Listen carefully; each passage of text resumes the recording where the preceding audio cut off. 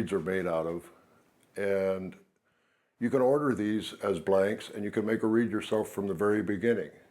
It's wise, if you're not going to make reeds from the very beginning your whole life, at least to learn how to make a reed from the very beginning, as it helps you learn how to adjust the different parts of the reed and make the reed vibrate correctly. The blank is simply a semi-finished reed with cane from top to bottom. This is the basis for those musicians that make the reeds from scratch, and more people are doing that, starting by peeling off the skin and making it just like an oboe reed right from the very beginning. You may never do that yourself, but it would be good to find a teacher that would take you through the process, and you should make a couple of good reeds, because as you learn to adjust semi-finished reeds, you'll have a lot better idea of what the reed maker was thinking when they're making the reed. Now we have the semi-finished reed. This is a reed that you buy from the reed manufacturer. I think reed manufacturers come really close to making a great reed, but it's like a mouthpiece. They don't know who you are, they can't make a reed for you, and that's the importance of learning to finish reeds. A reed is never perfect for everyone out of the box. There is variance on every reed. Many times when we are blaming the reed manufacturer for bad cane, what we're really is blaming ourselves for not knowing how to adjust the cane. It's our job to finish the reed. A finished reed is most often a reed that the musician has modified to fit their own needs.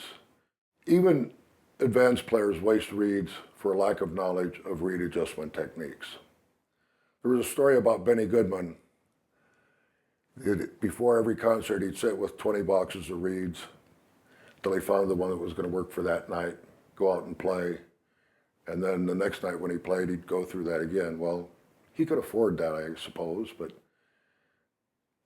it's better if you learn how to make a reed that'll last you a year or so, or a season, or a week, or however long that particular reed's going to last, rather than be wasting time not finishing a reed and just going out for the one performance and playing it. Next, we're going to talk about the heel, the bottom cut of the reed.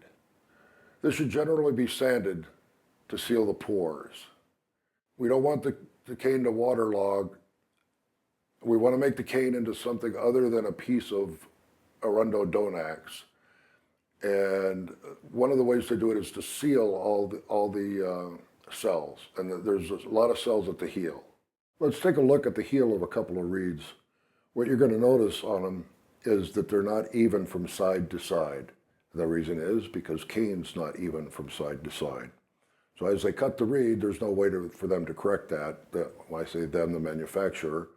So that's something we need to know about. So when you're examining your reed, look at the heels. And a heel, the small side of the heel may play harder or easier. It's hard to tell, but it's going to affect the way each reed plays. The stock is the uncut portion of the reed. The shoulder is the part between the cut and uncut or semi-cut portion of the reed. The vamper cut is the altered portion of the reed. It is best, after adjustment, if needed, to rub your thumb or some fine wet and dry sandpaper or some reed brush or a blunt instrument over the cane until it's smooth to close the pores at this end of the cane.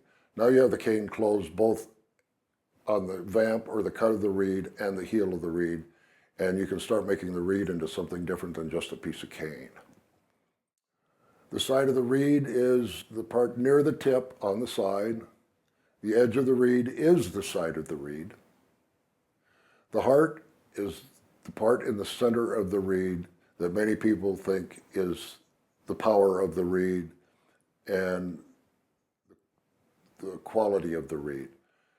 Most people don't touch the heart from many years of being told not to touch the heart. Though sometimes they need to be adjusted, so don't be afraid to adjust any part of your reed that's not vibrating. Again, it's like a mouthpiece. I urge you, when you try your reed, to see what part's vibrating and what part's not vibrating, and just feel it yourself. Don't just play the reed and accept what it is. Actually feel the reed in your mouth. Then you have the tip of the reed, which of course is the same area as the tip of the mouthpiece. And basically, the tip is the reed, especially on oboe, but on single reed instruments too. I generally adjust the tip at the very end because it's so important, and the adjustment is so fine that you want to make sure the rest of the reed is adjusted so that when you do the tip, you're just making the finest adjustments that you can and the smallest adjustments that you're going to make on the reed. The quality of cane and its ability to vibrate and have a long lifespan are of paramount importance. Nothing is more important than the quality of the cane. Again, nothing is more important than the quality of the cane. I can't repeat it enough. You can play a good reed with a bad cut, but you'll never be able to play a reed that is cut perfectly with poor cane. It's not going to happen. So I'll say it one more time. Nothing is more important than the quality of the cane. That's why right now I'm using Eastman reeds, because out of a box, I get at least half of them that work near perfectly when I take them out of the box, and with a little work, they're very good. And the rest of them I work on, and they're great practice reeds. The thing is if you're getting one reed out of a box, or if you're getting one reed out of 4 boxes on some brands, you need to change the reed you're using. You gotta quit fighting. You gotta use a reed that works nearly out of the box. It's good to listen to your teacher about your reed size, but ultimately you have to be the arbiter of the size reed you use. I had an oboe teacher one time, and he was from the East Coast, Ed Zolke, great musician. And we were working in Las Vegas at the time together, and that's when I was just starting oboe. And he'd make me these reeds that were so hard that I couldn't play them. And not until much later on in life did I find out the East Coast players, he was from New York, use a much harder reed than us West Coast players. Plus I was a beginner. So I was struggling, and I was almost ready to give up the instrument when somebody showed me how to work on the reed and make it softer. So if the teacher's not giving you the right reed, you might have to change it a little bit, and don't tell them. It's also important, even though I love Eastman reeds, not to marry any brand of reed. Cane changes from year to year. The suppliers get their reeds from different places. Some get better reeds, some get better cane, and some get worse cane from year to year. You have to buy the cane from the company that has the best reed that year. The hardness of cane reed changes from year to year and decade to decade. So it's best that you not get married to the reed size, even if you are playing excellent cane. In other words, a 3 reed today might not be a 3 reed 10 years from now or 2 years from now. So don't just buy a number, buy the size cane that actually works for you. Also, from manufacturer to manufacturer, the reed size may not be the same. A 3 from one company may not be the same as a 3 from another company.